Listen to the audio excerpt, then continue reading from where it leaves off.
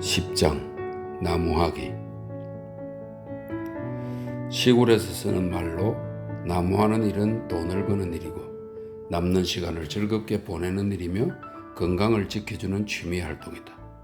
인류가 불을 지피고 쓰고 싶은데 쓰는 법을 배운 뒤부터 그래왔다. 기술공학과 기계장치와 자동화에서 헤어날 길이 없는 지금도 사람들은 나무하기를 좋아한다. 지구에 발 딛고 사는 많은 이들이 오늘도 나무를 해다 방안을 따뜻하게 덮이고 밥상을 차린다. 시골에 사는 사람은 누구나 나무를 할 수 있다. 손에 들고 일하는 단순한 연장 몇 개만 있으면 된다. 연장 다루기는 어렵지 않다. 나무하기는 할 일 없이 텔레비전 앞에서 빈둥거릴 시간에 해치울 수 있는 일이다. 손을 뜨는 노인네들이 나무를 해서 식구들 벌이에 큰 돈을 보탤 수도 있다. 게다가 톡톡 소리를 내며 타오르는 불꽃 앞에 식구들이 둘러앉아 웃음꽃을 피울 수도 있지 않은가. 얼마 전 영국에 갔다가 고든 레토라는 친구 집에 들렀다. 그 친구는 시골에 살면서 런던까지 먼 거리를 출퇴근한다. 서로 인사를 주고받자마자 스코트는 고든에게 텃밭 구석 쪽에 있는 장작더미를 보여달라고 했다. 그의 이웃이 집을 고치느라 나무 2그루를 베었는데 고든은 그 이웃이 실어다 내버리려는 둥지와 큰 가지를 달라고 해서 집마차로 실어다 뒷곁에 쌓아놓았다고 했다. 장작들은 한결같이 톱질만 하면 난로에 집을 넣을 수 있는 크기로 잘려 있었다. 나무를 쪼개어 쌓아놓고 말린 다음 수레로 실어다가 장작더미에 옮겨 놓았는데 벽난로가 있는 거실에서 문만 열고 나가면 바로 장작더미였다. 고든이 새로 손질해 둔 톱 2개와 날이 선 도끼를 마음대로 쓰라고 했다. 스코트는 고맙다면서 소매를 걷어붙이고 그날 아침 내내 장작을 난로에 들어가기 좋은 크기로 자르면서 즐거워했다. 낮에는 비행기를 타고 밤에는 호텔방에 묵으면서 지겹게 며칠을 보낸 뒤이어서 몇 시간 톱질을 하니 날아갈 듯 신이 났다. 한때 뉴욕 트리뷴 논설위원이었던 호레이스 그릴리도 스코트만큼 나무하기를 좋아했다. 1868년 그이는 바빴던 나날을 돌아보며 애써 숲은 둘도 없는 내 일터다. 토요일을 애써 비우고 농장으로 갈 때마다 나는 손바닥만한 숲에서 꽤 오랫동안 보낸다. 도끼는 인간이 다루어온 것 가운데 가장 건강에 좋은 연장이다. 늘 앉아서 글을 써 버릇하는 사람들이나 사무직 노동자들에게는 더욱 그렇다. 도끼질을 하면 굽은 어깨가 뒤로 넘어가면서 가슴이 펴지기 때문에 허파가 크게 열린다. 15살에서 50살까지 남자들이 하루에 2시간만 도끼를 휘두른다면 지구 위에서 소화불량이 사라지고 관절염도 거의 찾아보기 힘들게 될 것이다. 나는 도끼질이 서툴다. 하지만 도끼는 내 의사이자 기쁨이다. 도끼질을 하노라면 꼬리에 꼬리를 무는 잡생각에 빠져들지 않고 생각이 또렷해진다. 몸에 있는 근육들이 마음껏 운동을 하지만 지치지 않는다. 사내라면 모름지기 도끼를 사랑해야 한다고 썼다. 나무하기가 주는 이로움 가운데 빼놓을 수 없는 것이 또 하나 있다. 어떤 나무를 벨 것인가 말 것인가부터 시작해서 나무를 넘어뜨리고 크기에 맞게 자르는 가운데 나무꾼이 지레짐작하거나 골머리를 싸매고 있던 일들을 하나하나 선택하고 결정하고 실험하고 연구해야 한다는 것이다. 예상, 날카로운 판단, 빈틈없는 눈썰미, 젠 발놀림으로 반시간이든 반나절이든 일을 하면 나무꾼은 크기가 알맞은 장작을 한 무덩이 쌓아놓을 수 있다. 그 장작더미는 나무꾼의 깜냥과 참을성을 뚜렷하게 보여준다. 나무를 제대로 베어 넘기고 통나무나 막대기를 알맞게 잘라 쌓는 가운데 나무꾼은 자기 짐작이 맞았는지 확인할 수 있다. 1시간 또 1시간, 시간이 흐를수록 뚜렷한 결과가 나온다. 나무꾼이 다루는 나무와 장작과 막대는 나무꾼이 거기서 어떤 쓸모를 찾아낼 것인지 끊임없이 묻는다. 앞으로도 오랫동안 북쪽 기후권에서 나무하기가 단단한 산림미천이 될 것이다. 우리는 나무로 음식을 끓이고 방을 데운다. 우리가 숲을 가꾸면서부터 추운 날씨에 우리가 먹고 따뜻하게 사는데 필요한 몸박 에너지는 모두 숲에서 나왔다. 나무와 난로가 있어서 우리는 수입하는 땔감을 쓰지 않고 살 수 있다. 우리가 사는 메인에서 숲을 얼마만큼 가꿀 것인가는 이렇게 정한다. 식구들 끼니 준비해서는 아궁이에 늘 잘 마른 장작이 한 해 4평쯤, 방 둘을 데울 수 있는 장작난로도 거의 그만큼 든다. 1만 2천 평 가까이 숲을 가꾸고 그때그때 감벌과 덩굴 걷기를 하면서 잘 관리하면 여기 들어가는 장작을 모자라지 않게 얻을 수 있다. 물론 미리미리 나무를 해서 잘 말려두어야 한다. 우리가 나무를 얻는 곳은 두 군데다. 먼저 1만 8천 평 가까이 되는 숲이 있다. 거기서 어린 나무와 오래된 나무가 자라나고 있다. 또 바닷물에 밀려온 나무들을 갈로 속에 가끔은 폭풍우 때문에 바닷가에 밀려온 나무들이 있다.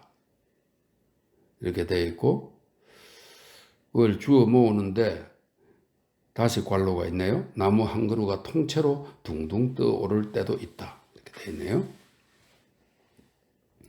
지난해 우리가 주워 와서 장닭을 만든 통나무 가운데 하나는 길이가 15m, 굵은 쪽 지름이 60cm였다. 물을 먹은 통나무는 몹시 무거웠다.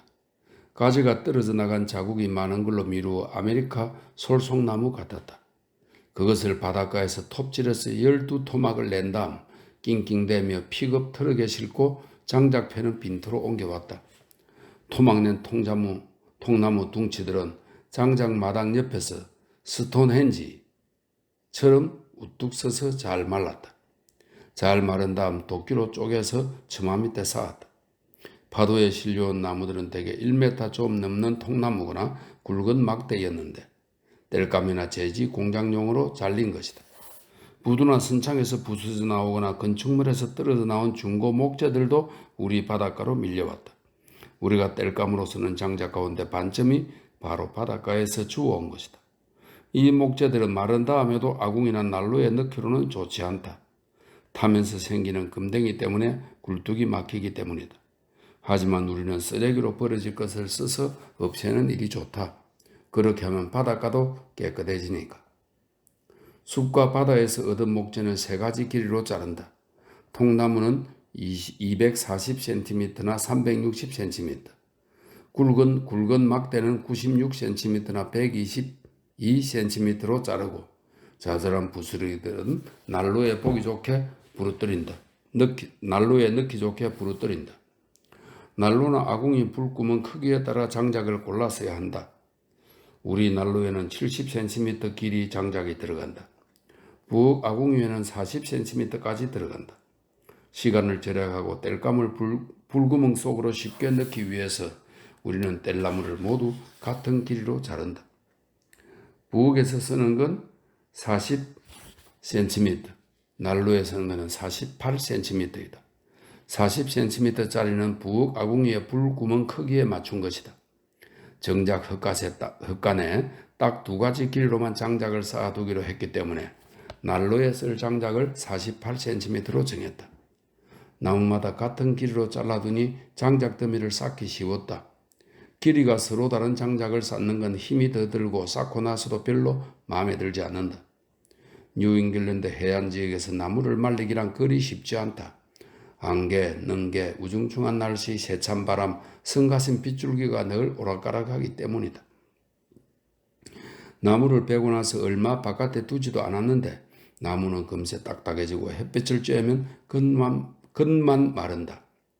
부엌에 쓸 장작이든 난로에 쓸 장작이든 좋은 땔감으로 만들려면 가르개를 씌워 주어야 한다.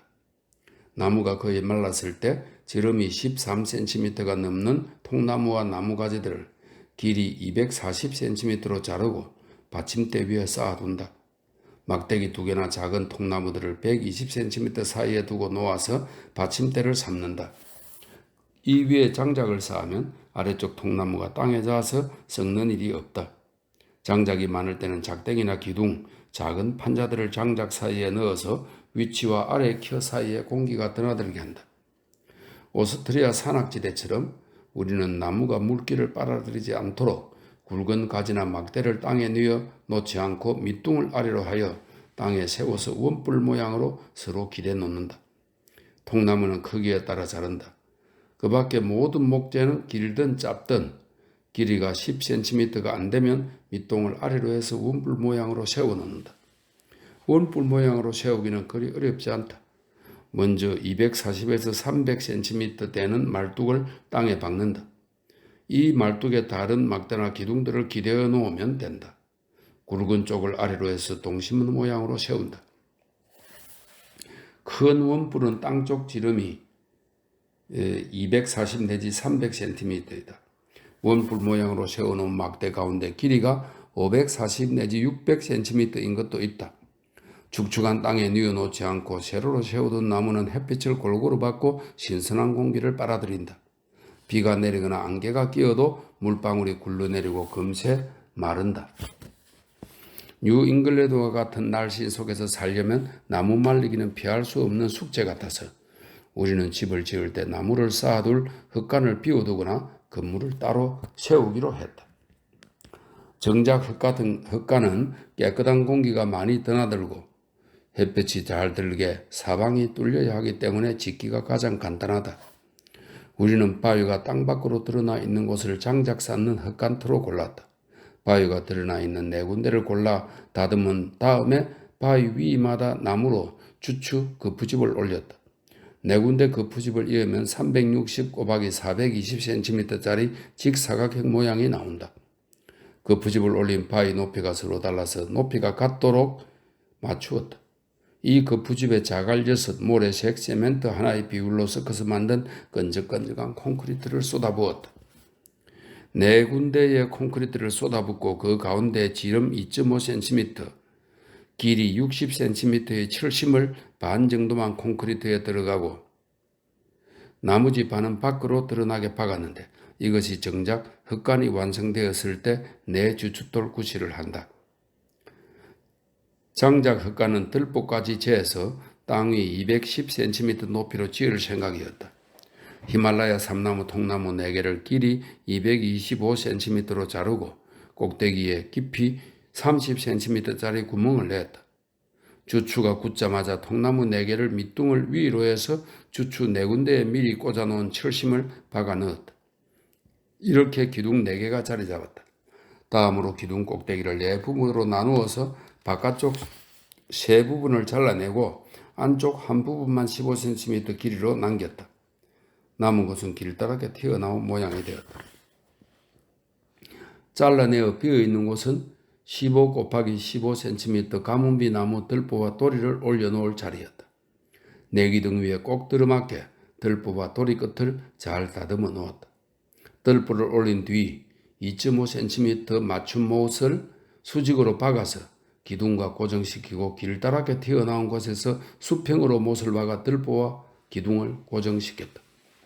기둥마다 15 곱하기 15cm 가문비 나무 들보와 도리가 올라갔다. 들보와 도리가 만나는 곳은 45도로 끝을 잘라낸 다음 2.5cm 맞춤 못을 박았다. 가문비 나무를 다듬어 만든 마룻대를 들보에 얹으니 15 곱하기 15cm짜리 들보가 단단히 받쳐주었다. 다음으로 10cm가 넘는 대못을 반만 들어가게 기둥에 돌려박은 다음 그 부집을 10cm 가까이 들어 올렸다. 들어 올린 그 부집 안에 끈적끈적한 자갈, 모래, 시멘트, 콘크리트를 부어서 주추와 단단히 붙도록 했다. 이로써 기둥과 들보가 바위 위에 흔들리지 않고 자리를 잡아서 새 건물을 올릴 수 있게 되었다. 행운이 따랐는지 하버사이드에 튼튼하게 지었던 옛집을 허물고 있는 건축업자가 있었다. 그 사람이 쌓아놓은 쓰레기 더미에는 5 곱하기 15 곱하기 360cm짜리 또 5 곱하기 15 곱하기 420cm짜리 석가래가 있었다. 군데군데 나무가 쪼개져 일어나고 녹슨 못이 튀어나와 있었다. 정말 지저분한 쓰레기 더미였다. 우리는 가던 길을 멈추고 건축업자와 낡은 석가래 이야기를 했다. 20달러 지폐 한 장이면 저 쓰레기 더미를 가질 수 있어. 우리는 20달러를 주고 못이 튀어나온 석가래를 짐차에 실었다. 소중한 골동품을 집으로 가져와서 수도 없이 많은 못을 하나하나 다 뽑아냈다. 새 장작 흙간엔 석가래를 얹을 5 곱하기 15cm짜리 흠없는 목재가 넉넉하게 나왔다. 지붕은 70cm 너비에 길이 360cm짜리 알루미늄 판을 얹기로 했다. 하버사이드에서 가져온 5 곱하기 15cm 중고 석가래에서 장작 흙간에 쓸 석가래 말고도 다른 목재가 꽤 나왔다.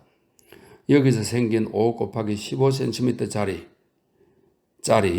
얇은 나무판에 못을 박아 알루미늄 지붕을 고정하는 데 썼다.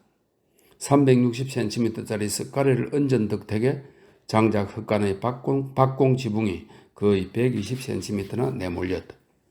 장작을 쌓아둘 공간이 360 곱하기 420cm가 나온 데다가 박공 지붕 두 쪽에 모두 비가 들이치지 않는 처마가 생겼다. 비 오는 날이면 처마 밑에 나무를 늘어놓고 장작을 패거나 자리가 모자랄 때 처마 밑에 장작을 쌓아놓기도 했다.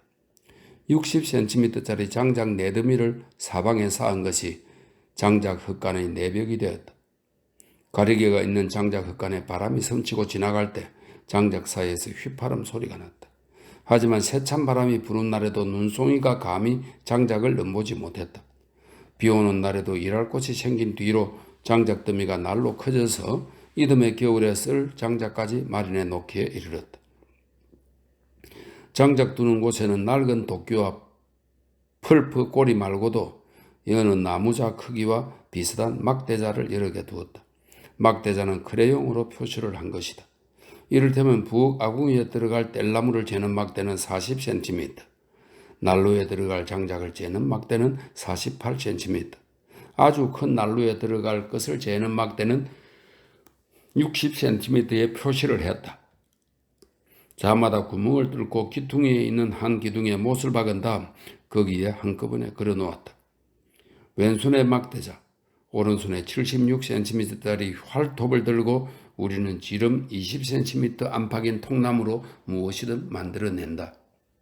비 오는 날 일손이 비는 시간이 반 시간쯤이라도 나면 지붕이 있는 장작 흙간에서 시간을 보낸다. 부지런히 톱날을 움직일 때마다 근사한 장작이 생겨난다. 우리는 76cm짜리 스웨덴제 펄프 톱 3개, 92cm짜리 스웨덴제 활톱 하나, 107cm짜리 스웨덴제 활톱 하나를 갖고 있었는데 이 톱들로 지름이 20cm가 넘는 통나무들을 자른다. 땅을 붙여서 자급자족하는 삶을 사는데 가장 어려운 일 가운데 하나가 집을 깨끗이 정리하고 연장을 깨끗하게 가지런하게 제자리에 두는 것이다. 여느 시골집은 아무리 손바닥만한 집이라고 해도 늘 지저분하다. 철마다 서로 다른 물건이 필요하고 하는 일마다 서로 맞는 연장이 있어야 하니까.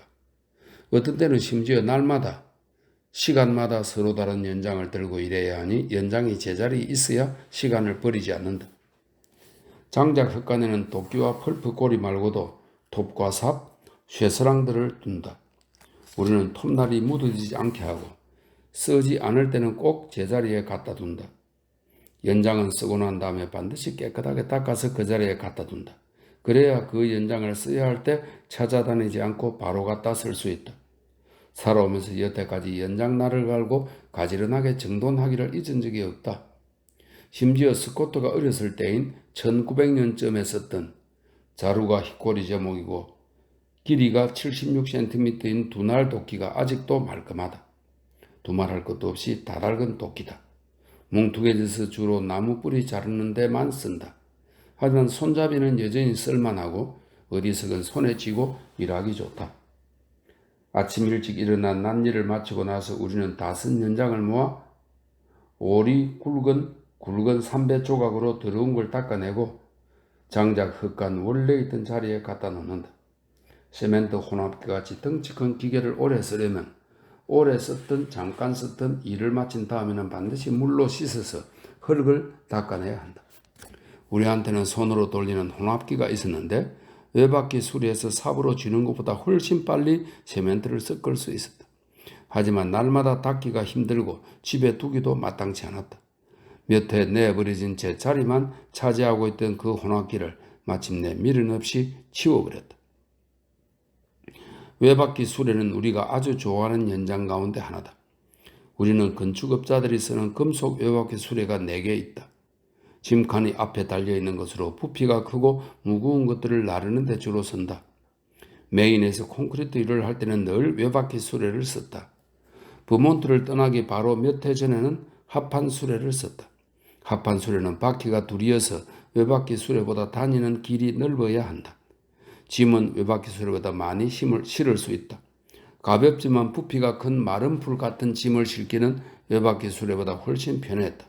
쓰지 않고 둘 때 자리를 훨씬 많이 차지하는 게 흠이었지만 배 위 선실이나 그만큼 좁은 곳에서 산다면 하는 수 없이 깔끔하게 정리하면서 살아야 한다.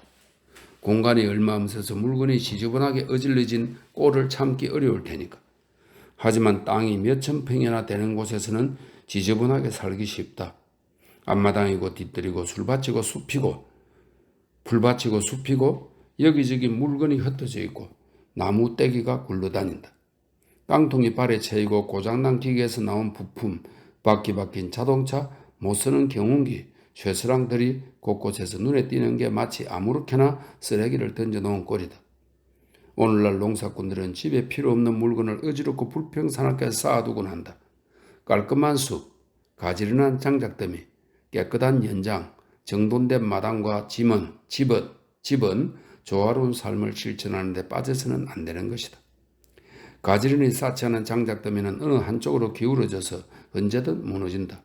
흔히 볼 수 있는 120cm 길이 장작 한 평을 쌓을 때 대개 높이가 180cm 채 안 되게 쌓아야 무너지지 않는다. 장작이 짧아도 문제가 생긴다. 우리 장작 흙간에 있는 장작은 모두 길이가 120cm가 안 된다. 40cm짜리 장작은 90에서 120cm보다 높이 쌓을 때 말썽이 생기기 십상이다. 하지만 지붕이 단단하고 장작을 나란히 쌓기 때문에 우리는 40cm짜리 장작도 지붕까지 어렵지 않게 쌓는다. 장작을 쌓은 뒤에 서너 달 지나고 보면 장작이 잘 말라서 뗄나무로 쓸 수 있다. 스코트 할아버지와 정조 할아버지가 쓰던 장작 흙간에서도 이렇게 하곤 했다고 한다. 장작을 톱질하거나 쪼개고 나서 장작더미가 천장에 닿을 때까지 쌓기 때문에 쓰지 않고 남아도는 공간을 알뜰하게 쓰는 셈이다. 우리는 장작을 톱질하거나 도끼질하는 게 즐겁다. 고르게 정돈된 매무새로 똑바로 서서 뽐내고 있는 장작더미를 보면 기쁘다. 120cm짜리 장작은 가지런히 쌓기 쉽다. 40cm 길이 장작은 장작더미 높이가 120cm를 넘으면 말썽이 생긴다. 나무가지나 막대 가운데 지름이 약 3cm인 곧은 막대를 골라서 80cm 길이로 자른다. 장작더미를 쌓을 때 쓰기 편하게 이 막대들도 따로 쌓아 놓는다. 우리는 한 번에 장작더미를 하나만 쌓지 않고 나란히 두 더미를 쌓는다. 장작더미 둘을 나란히 높여가면서 높이가 30m씩 올라갈 때마다 80cm짜리 장작을 두 장작더미 위에 가로질러 놓고 90 내지 120cm마다 옆으로도 장작을 끼운다. 이렇게 하면 너비가 80cm 가까이 되는 장작더미가 아궁이에 들어갈 때까지 서로 흩어지지 않고 가지런히 쌓여있다. 40cm짜리 장작을 마음먹은 높이까지 쌓으려면 기술이 필요하다. 더 솜씨 있게 장작을 쌓으려면 넓이 15cm, 길이 90 내지 120cm 되는 판자를 쓴다. 장작더미를 쌓은 다음 이 판자를 수직으로 세우거나 수평으로 뉘어서 가벼운 도끼로 두드리며 정작 끝이 삐죽삐죽 튀어나온 것 없이 벽처럼 반듯하게 만드는 것이다. 우리는 잡목을 사사시 살펴보며 지름이 약 3cm 굵기 되는 곳에서 가지치기를 한다. 지름이 3cm 안 되는 가지는 무엇에 쓸까? 우리가 서유럽이나 중앙유럽에 산다면 이것을 몹시 소중하게 여길 것이다. 여기 뉴잉글랜드 사람들은 떨어진 가지에 눈길도 안 준다. 우리같이 숲에 불이 날 것을 걱정하고 점점 모자라는 목재를 아껴 써야 한다고 생각하는 사람들을 빼면 우리는 유럽 전통을 더 발전시킨 방법으로 삭정이를 쓴다. 서유럽 사람들은 대부분 어렵게 연료를 넣는다. 연료로 쓰는 건 대개 화석 연료나 나무다. 세계 어디에서나 나무 구하기가 어려운 이때 서유럽 사람들은 땔감으로 쓸 수 있는 건 아주 작은 것이라도 긁어 모은다. 삭정이도 그 한 가지로 유럽에서는 삭정이를 주우다가 요리와 난방에 잘 쓴다. 장가지를 크기에 맞게 자르고 풀이나 줄기, 못 쓰는 줄을 꼬아서 만든 끈으로 한 다발씩 엮어두고 쓰는 것이다. 삭정이는 불쏘시개가 되고 땔감도 된다. 자그마한 것은 불쏘시개로 쓴다. 잡목이나 나무가지에 떨어져 나온 것들 가운데 지름이 한 치에서 한 치 반 가까이 되는 것들을 따로 모은다. 이 잡목들은 웬만큼 말려야 쓸 수 있다. 말리고 나서 불 구멍에 들어갈 크기로 자르거나 부러뜨려서 다발을 만들어 둔다. 여기에 종이 몇 장 넣으면 불이 잘 붙는다. 잘 마른 삭정이는 종이처럼 활활 타오름으로 성냥만 갖다 대면 불꽃이 핀다. 우리는 나무통을 만들어 삭정이를 쉽게 모아두었다. 밑판에 옆판 2개를 붙여 만든 통이다. 밑판은 너비가 20cm가 넘는다. 밑판 2 가장자리에 10cm짜리 길쭉한 나무판을 못으로 박는다.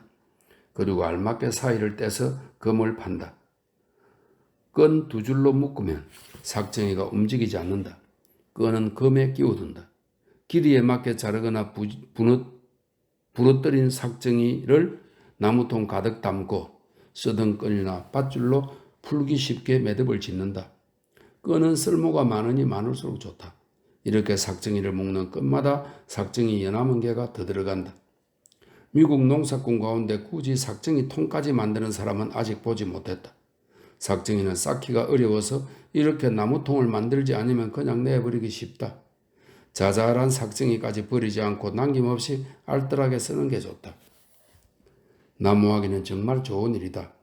나무하기는 사람에 따라 흐르될 일이나 지루한 일이 될 수도 있지만 어떤 이는 나무하는 기술을 다져서 먹고 살 수도 있다. 모든 일을 하는 데는 몇 가지 길이 있다. 솜씨를 익혀 손 빠르고 재간 있게 일하는 길이 있는가 하면 아무렇게나 적당히 해치우는 길이 있다. 정성 들여 솜씨 있게 하는 일은 보답이 따른다. 일꾼 스스로 보람을 느끼고 구경하는 사람 또한 즐겁다.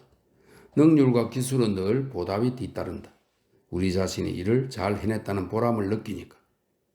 지금은 등유, 휘발유, 천연가스, 석유, 전기로 빠르고 쉽게 열과 전기를 얻는 시대다. 하지만 화석연료는 이제 묻혀있는 게 얼마 없어서 늙어가는 수요량을 따라잡기에 턱없이 모자라다. 또 생산하는 데 돈이 많이 들어서 소비자에게 비싸게 팔린다. 해가 갈수록 연료는 더 비싸질 것이다. 1973년에서 1975년 에너지 위기 때 사람들은 뗄나무를 찾았다. 에너지 위기는 사람들이 많아지면서 화석연료가 점점 부족해지는 시대에 어떤 일이 일어날 것인지 미리 알려주는 사건이었다. 에너지 자원을 가지고 파는 일은 우리가 조화로운 삶의 기본 바탕으로 삼은 스스로 구하라는 원칙에서 벗어난다. 스스로 숲을 가꾸고 거기서 필요한 만큼 나무를 가져다 쓰는 이들은 더할 나위 없이 탄탄한 경제 밑바탕을 갖고 안정된 삶을 꾸리게 될 것이다. 이렇게 해서 10장 나무하기 편이 끝났습니다.